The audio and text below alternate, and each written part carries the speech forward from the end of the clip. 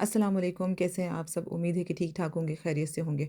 आज हम तकरीबन रात में पहुँचे थे 8:30 के करीब इस्तांबुल और उसके बाद हमने अपनी टैक्सी बुक करवाई और तकरीबन हम ने 45 मिनट से लेके 1 आवर तक का सफ़र तय करने के बाद हम पहुँच गए थे अपने होटल। होटल पहुँचने के बाद हम थोड़ा-सा फ्रेश हुए, उसके बाद हम सब सो गए थे क्योंकि बहुत ज़्यादा थकावट हो रही थी। जो हमारा फैमिली रूम था उसमें एक तरफ डबल बेडरूम था और दूसरी तरफ जो है वो एक सिंगल बेडरूम था। उसमें उन्होंने 3 बेड्स रखे हुए थे और दरमियान में जो पार्टीशन दी थी ना वो दी थी इन्होंने वॉशरूम की। तो थोड़ा-सा ये आपको मेसी सा नज़र आ रहा होगा क्योंकि ये मैंने कुछ दिनों के बाद इस पूरे रूम की वीडियो बनाई थी। इन्होंने केटल भी रखी हुई थी और हेयर ड्रायर भी था और इसके अलावा जो ब्रेकफ़ास्ट था ना वो भी इसी होटल की बुकिंग में इंक्लूड था। अच्छा, सुबह जब हम तकरीबन साढ़े 9 के करीब उठे और फिर हम चले गए थे नाश्ता करने के लिए। तुर्किश ब्रेकफ़ास्ट इतना मज़े का होता है ना, मैं आपको बता नहीं सकती। और एक तो ये कि इनकी ब्रेकफ़ास्ट में इतनी सारी उन्होंने वैरायटी रखी होती है ना कि आपको समझ में नहीं आता कि आप क्या खाएँ और क्या छोड़ें। ख़ैर पूरे दिन में मुझे सबसे अच्छी चीज़ लगती थी ना वो यही तुर्किश ब्रेकफ़ास्ट ही लगता था। रोज़ाना जब भी हम ब्रेकफ़ास्ट के लिए जाते थे तो कुछ ना कुछ नई चीज़ ये लोग रखते थे। अच्छा, फिर हम चले गए थे वापस दोबारा अपने रूम में और मोहम्मद अली उनके बाबा और बनियामीन वो चले गए थे लिफ्ट के ज़रिए से, तो हमने सोचा कि हम स्टेयर्स के ज़रिए से चले जाएँगे। 4th फ्लोर पे था हमारा रूम, तो कुछ इस तरह से सारा होटल था, उसका लुक कुछ ऐसा था और बिल्लियाँ जो है ना वो तो आपको जगह-जगह नज़र आएँगी इस्तांबुल में।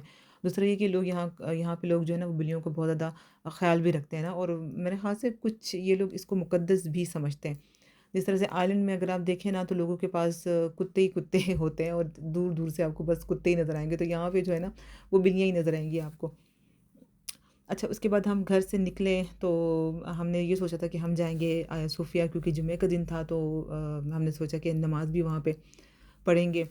तो मगर ये कि जब हम जा रहे थे तो रास्ते में हमें ये गुल्हाने पार्क नज़र आया और हमें नहीं पता था कि ये पार्क यहाँ पे रास्ते में हमें मिलेगा। ख़ैर ये पार्क इस कदर खूबसूरत था ना कि मैं आपको बता नहीं सकती। जगह-जगह इस गार्डन में इन्होंने ट्यूलिप्स लगाए हुए थे, उसके अलावा कुछ डेज़ीज़ भी थी यहाँ पे। और अगर मैं इसकी तारीख़ की बात करूँ, इसकी हिस्ट्री की बात करूँ तो अ, ये जो गुल्हाने पार्क है ये तोपकपी पैलेस के जो आउटसाइड के गार्डन थे ये उनका हिस्सा है।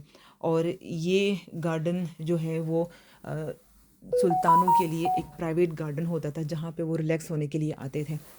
सोचिए ज़रा कि इन रास्तों पे ऑटोमन सुल्तान और जो मलकाएँ थीं वो इन रास्तों से गुज़रे हुए होंगे।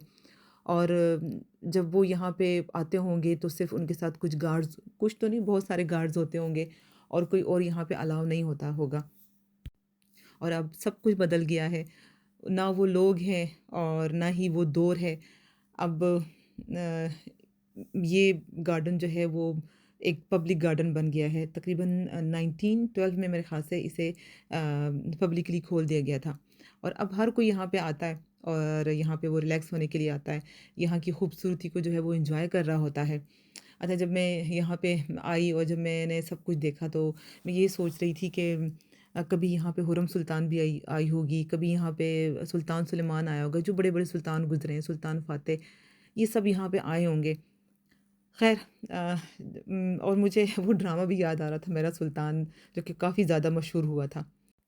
इस्तांबुल को देखने का जो मज़ा है ना वो वॉक करके देखने का मज़ा है। क्योंकि जब आप वॉक करते हैं ना तो आपको बहुत सारी चीज़ें दिख रही होती हैं और हर जगह दूसरी जगह से बिल्कुल अलग होती है और आपको दिल करता है कि आप बार-बार उस जगह पे आएँ।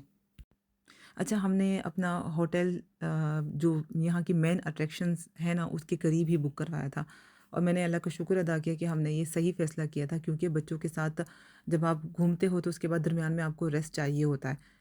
तो अगर आप कपल हैं या आप सिंगल हैं तो इतना मसला नहीं है, मगर स्पेशली बच्चों के साथ मैं आपको ये मशवरा दूँगी कि आप ऐसी जो इनकी मेन अट्रैक्शंस हैं जैसे कि टॉप कभी पैलेस हो गया, हाया सोफ़िया हो गया, ब्लू मॉस्क हो गया, इनके करीब ही आप लें तो ज़्यादा बेहतर होगा। और बनियामीन को जैसी ही बिल्ली नज़र आती थी ये फ़ौरन से उसके पास चला जाता था कि मैं जाके इसको प्यार करूँ। अच्छा, कुछ बिल्लियाँ जो है वो थोड़ी-सी एंग्री टाइप की भी होती थी, अगर आप उसके पास जाते ना तो फ़ौरन से आप पे झपटती थी, आपको पंजा मारने की कोशिश करती थी। ख़ैर गुल्हाने पार्क के जब हम दूसरे सिरे पे पहुँचे तो वहाँ का मंज़र ही बिल्कुल अलग था। वहाँ पे जैसे ही हम बाहर निकले हैं उसके गुल्हाने पार्क के दूसरे सिरे पे पहुँचे हैं तो वहाँ पे हमें में समंदर सामने हमारी आँखों के सामने मौजूद था। और बहुत ही खूबसूरत व्यू था और हमें बिल्कुल भी अंदाज़ा नहीं था कि जब हम इसके दूसरे सिरे पे पहुँचेंगे तो हमें सामने इतना खूबसूरत व्यू दिखेगा। अच्छा, दूसरी बात मैं आपको ये बताऊँ कि ये जो आप रेस्टोरेंट जा रहे होते हैं जो कि आपसे व्यू के पैसे ले रहे होते हैं, यकीन करें अगर आप थोड़ा-सा एक्सप्लोर करें ना इस्तांबुल को तो आपको बहुत सारे इस तरह के अच्छे व्यूज़ मिल जाएँगे फ्री के। तो आपको किसी ऐसे रेस्टोरेंट जाने की ज़रूरत ही नहीं पड़ेगी जो कि आपसे व्यू के पैसे ले रहे होते हैं। तो ये ठाटे मारता हुआ समंदर था और मुझे तो बहुत ज़्यादा अच्छा लग रहा था। अच्छा, इतना ज़्यादा रश नहीं था जिस वक़्त हम निकले थे। हम तकरीबन मेरे ख़्याल से साढ़े 10 का टाइम हो रहा होगा कि जब हम यहाँ पे पहुँचे थे, फिर हमने सारा एक्सप्लोर किया था। ख़ैर ये सब कुछ देखने के बाद जब हम वापस जा रहे थे, वापस निकल रहे थे गुल्हाने पार्क से, तो हमें जो है वो दूर से एक मस्जिद भी नज़र आई थी और जब भी मैं यूट्यूब पे सर्च करती थी तुर्की के बारे में तो हमें यही मस्जिद सामने आती थी और मैं समझती थी कि शायद ये हाया सूफिया है, मगर ये हाया सूफिया नहीं है। हाया सूफिया मैं अभी आपको वीडियो में दिखाऊँगी, आप थोड़े से हो जाएँगे। मैं खुद भी हाया सूफिया को देख के थोड़ी-सी हैरान हुई थी क्योंकि जिस तरह से वो वीडियोज़ में दिखा रहे होते हैं ना, वो उस तरह से नहीं है। तो ये थी वो मस्जिद जो कि हमें दूर से नज़र आ रही थी। ख़ैर इस्तांबुल में जितनी भी आपको मसाजिद मिलेंगी ना, उन सब का जो स्ट्रक्चर है ना, वो तकरीबन सेम ही होगा, चाहे वो बाहर से हो या फिर अंदर से हो। गुल्हाने पार्क पूरा घूमने के बाद हमें लग गई थी भूख और बाहर जो है वो डिफरेंट ठेले वाले लगे हुए थे जिनमें से एक जो है वो सिट्टा बेच रहा था। मैं इसे सिट्टा भी कहती हूँ, भुट्टा भी कहती हूँ और डिफरेंट नाम हर कोई इस्तेमाल करता है इसके लिए। कोई छल्ली भी कहता है, मेरे ख़्याल से कुछ छल्ली भी कहते हैं, यस। तो मैंने और बिन्यामीन ने हम दोनों ने ये लिया, मगर इसका ज़ायका बिल्कुल भी वैसा नहीं था जैसे कि मैं सोच रही थी कि शायद इसका ज़ायका पाकिस्तानी सिट्टे जैसा होगा। क्यों? क्योंकि इसके ऊपर ना लेमन लगा हुआ था और ना ही वो मिसाला था जो कि हम लगाते हैं पाकिस्तान में इसके ऊपर। इसके अलावा बच्चों ने जो है वो स्प्रिज़ल लिए थे। ये स्प्रिज़ल जो है वो इसमें ये लोग डिफरेंट फिलिंग करते हैं। चॉकलेट की भी करवा सकते हैं आप, क्रीम की भी करवा सकते हैं। मेरे ख़्याल से शायद चीज़ की भी होती है। अच्छा, अगर आपको भूख लग जाती है ना, तो ये जो है वो कॉर्न और इसके अलावा स्प्रिज़ल जो है ना, ये इंस्टेंट अपनी भूख को मिटाने के लिए जो है वो काफ़ी अच्छी चीज़ है। अच्छा, जब भी आप तुर्की आएँ तो आपने अपने साथ लीरा लाज़मी लेकर आना है कैश में, क्योंकि यहाँ पे बहुत सारे लोग जो है वो कार्ड एक्सेप्ट नहीं करते। इसके अलावा अगर आप कार्ड के ज़रिए से पे करते हो या अगर आप यूरो देते हो, तो वो आपसे फिर ज़्यादा चार्ज करेंगे। ख़ैर उसके बाद हम आ गए थे हाया सूफ़िया और जब यहाँ पे नमाज़ का टाइम होता है ना तो जितने भी जो मसाजिद वग़ैरह होते हैं, उन्हें वो विज़िटर के लिए बंद कर देते हैं। आप जब भी हाया सूफ़िया आएँ अपने अपने साथ कोई ना कोई ऐसी चीज़ लेकर आएँ जिससे आप अपने सर को ढँप सकें। क्योंकि अगर आप कोई स्कार्फ़ वग़ैरह नहीं पहनेंगे या कोई हिजाब नहीं पहनेंगे तो वो आपको अंदर नहीं जाने देंगे।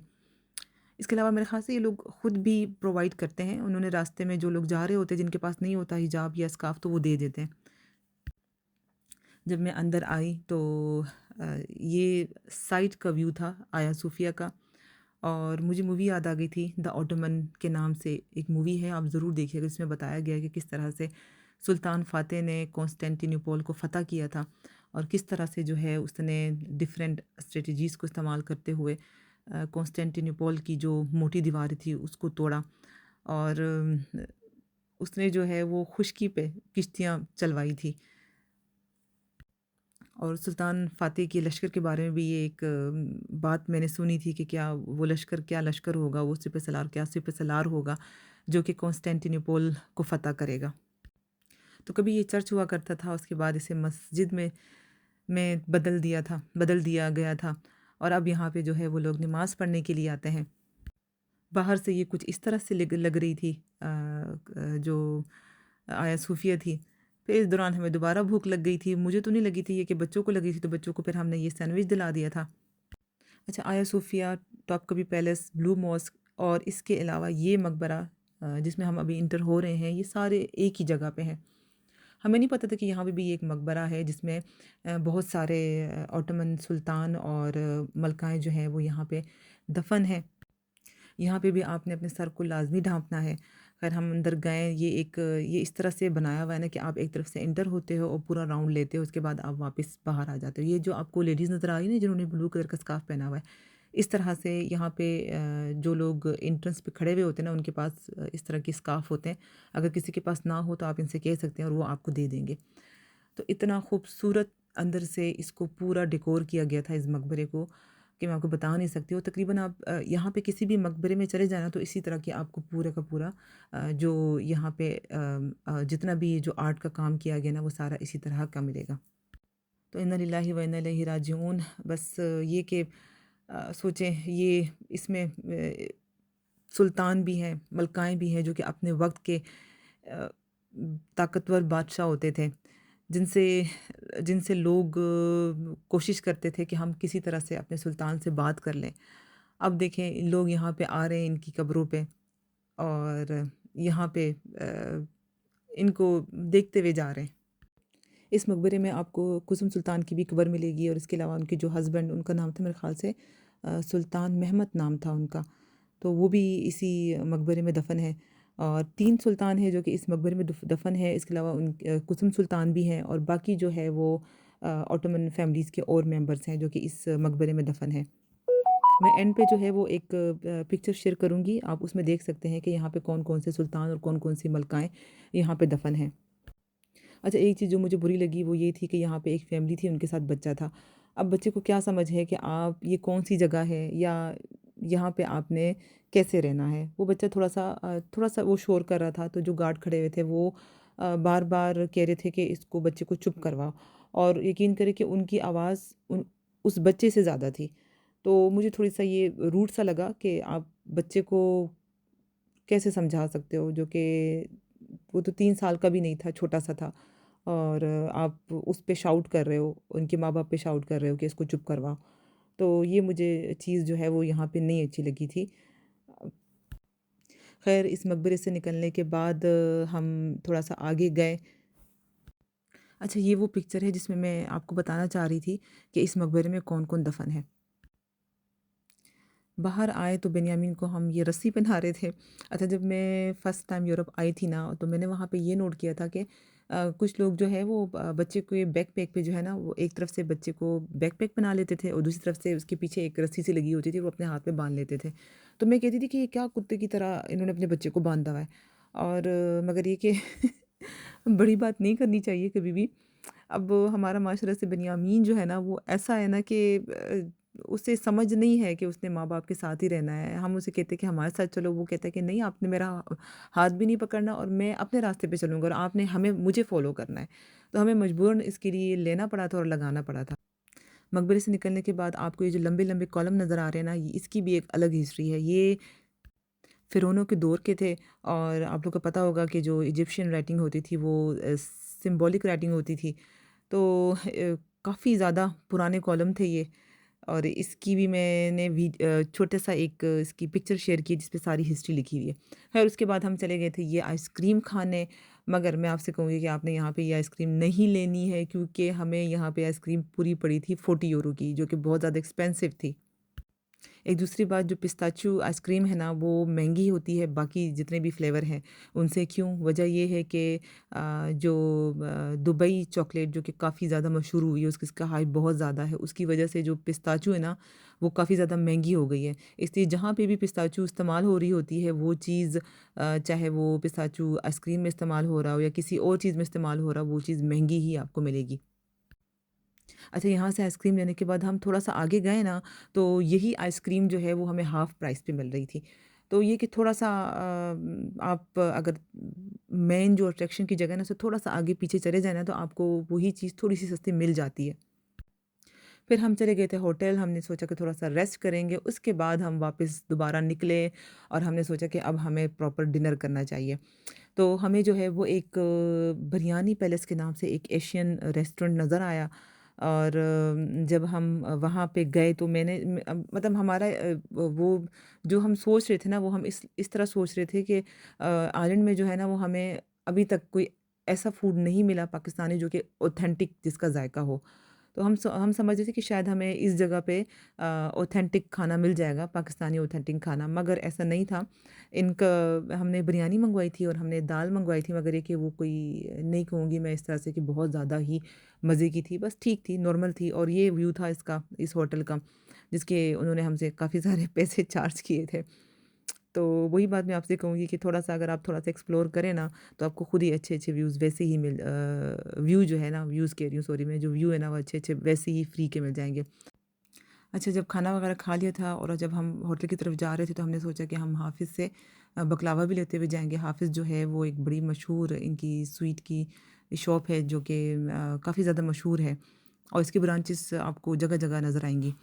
तो वहाँ से हमने बकलावा लिया था और इसके अलावा हम जनरल स्टोर भी गए थे जहाँ पे हमने बच्चों के लिए कुछ जेलीज़ और बिस्किट्स और चिप्स इस तरह की चीज़ें भी लेनी थी क्योंकि बच्चों को भूख लग जाती है तो हमने सोचा कि ये लेते हुए हम होटल चले जाते हैं, जब कल दोबारा निकलेंगे तो साथ में सारी चीज़ें लेके जाएँगे। इसके अलावा यस पानी, आपने पानी के लिए क्या करना है वो भी आपने जनरल स्टोर से ही लेना है और पूरा क्रेट उठाना है और आपने ऐसा नहीं करना कि आप रास्ते में जाते हुए जो है वो एक-एक बोतल खरीदते रहें, क्योंकि वो ज़्यादा एक्सपेंसिव पड़ जाता है। जब आप पूरी क्रेट ले लेते हैं ना तो वो ज़्यादा सही रहता है और प्यास जो है वो लगती है आपको ज़्यादा लगती है क्योंकि आप वॉक कर रहे होते हो। हमें तो बहुत ज़्यादा लग रही थी। दूसरा एक ही जनरल स्टोर से इस तरह की चीज़ें जैसे कि चिप्स, बिस्किट्स और बाकी जो बच्चे जो गन बला खा रहे होते हैं वो आपको रीज़नेबल मिल जाते हैं। तो वो बस ये था कि हमने ख़रीद ली थी और उसके बाद हमने बच्चों के बैग में डाल दी थी, उनके बैकपैक में। तो जब उनका दिल करता था तो वो खा लेते थे। तो रात में जो है वो कुछ इस तरह से पूरा व्यू था जो कि दिख रहा था और वो जो आपको एक मस्जिद नज़र आ रही ना साइड से, ये रात में इतनी खूबसूरत लग रही थी और ये वही वाली थी जो कि मैं आपको गुल्हाने पार्क से दिखा रही थी। तो मुझे उम्मीद है कि आपको मेरा ये व्लॉग अच्छा लगा होगा। अगर आपको अच्छा लगे तो आप प्लीज़ इसे लाइक, सब्सक्राइब और शेयर ज़रूर कीजिएगा। और इसके अलावा जो है मैं आपके साथ और भी अपने व्लॉग्स शेयर करूँगी जो कि मैंने तुर्की से जो कि रिलेट है करते हैं। अल्लाह हाफ़िज़।